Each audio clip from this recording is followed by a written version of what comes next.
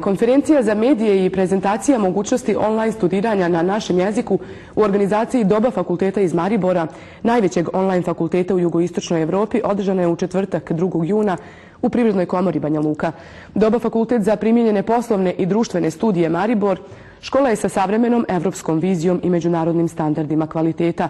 Ona pruža izuzetne praktično usmjerene programe, vrhunske predavače i fleksibilno studiranje u potpunosti prilagođeno individualnim potrebama i poslovnim obavezama.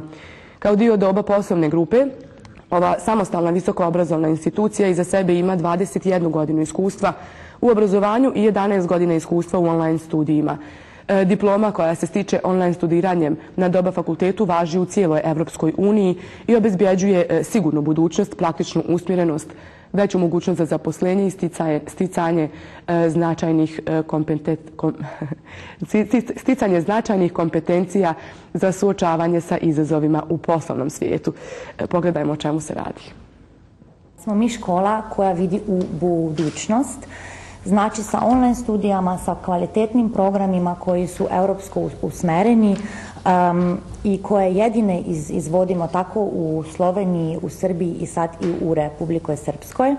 On je zapravo dopuna svim ostalim ponudama. Treba znati da nikad verovatno još godinama se neće desiti da bi u cijelini internet našu komunikaciju recimo izništio, da bi uopće više ne komunicirali ovako face to face, nego bismo komunicirali samo preko interneta.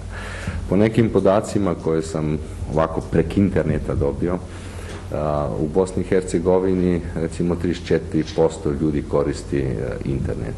Znači svaki treći čovjek koristi internet, a za šta ga koristi? Koristi ga za pisanje neke pošte, za neku komunikaciju, a pogotovo nema ni jednog među njima koji ne bi nekada i nešto malo surfali, nešto tražili, nešto pročitali, nešto se naučili preko interneta i to zapravo svi radimo svaki dan. Ne?